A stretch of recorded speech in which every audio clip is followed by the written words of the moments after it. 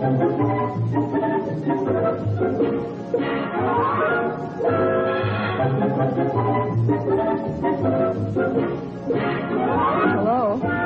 I'm Marilyn, High Gardner's secretary. Tonight, as usual, the Herald Tribune syndicated columnist will be checking stories live and unrehearsed with names that make news.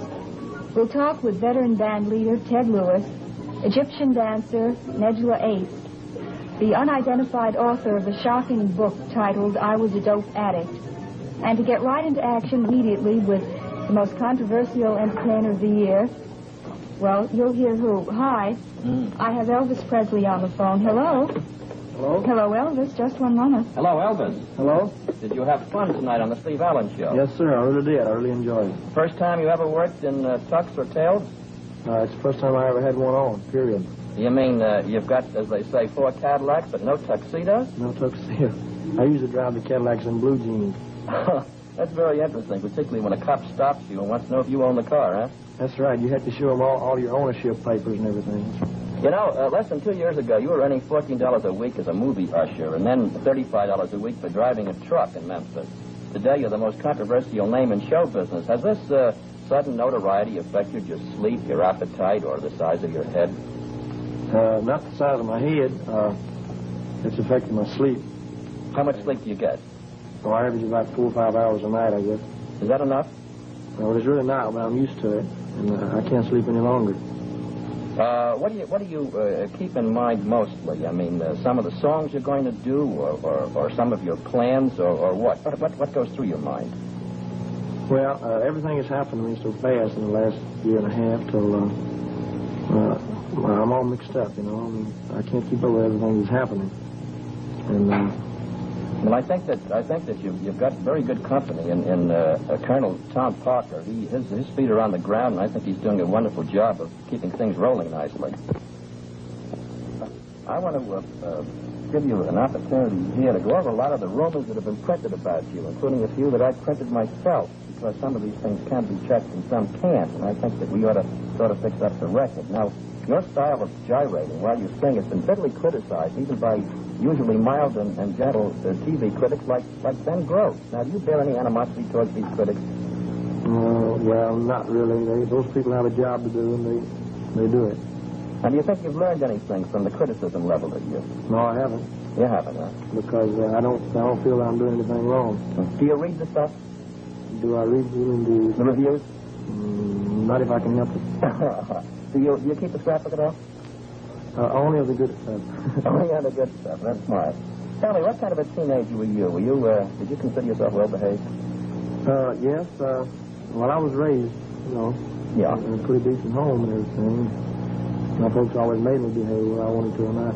Well, how do they feel about your success and the things that some of the critics have said about you, both good and bad?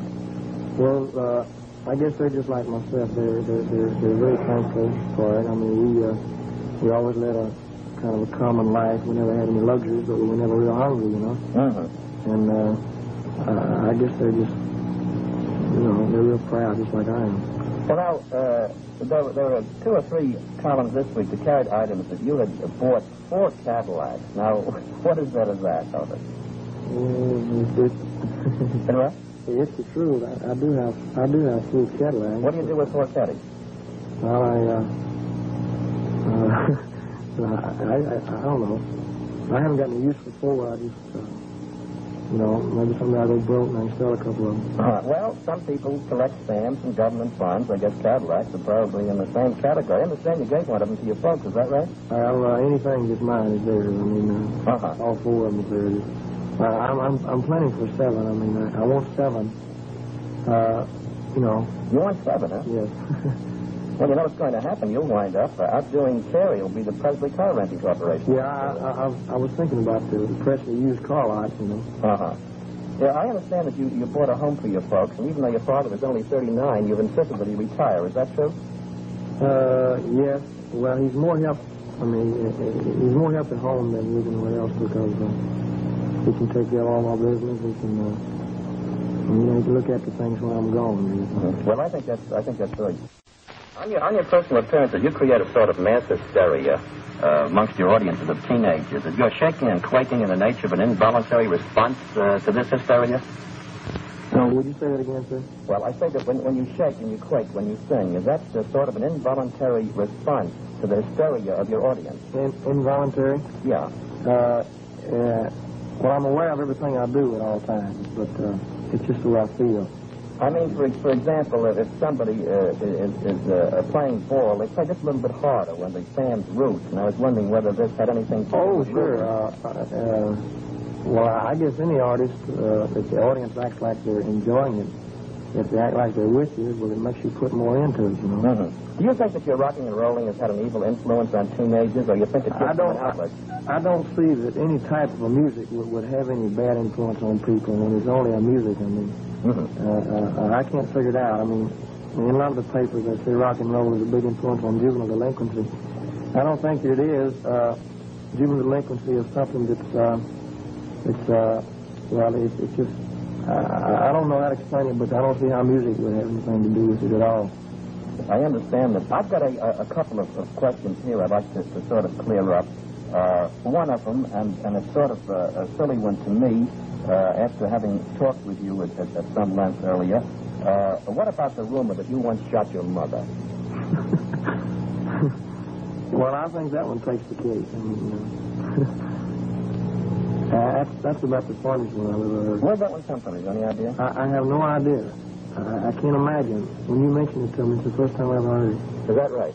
First time I ever heard it. Well, there's another one, too, you may not have heard before. Several newspaper stories hinted that you smoked marijuana to hit the bottle in order to work yourself into a frenzy while singing. What about that? I don't know. You won't even bother answering that one. Well, here's a one very interesting. I don't know whether you noticed the column the other day. They predict that Elvis Presley will be another James Dean. Now, have you heard that?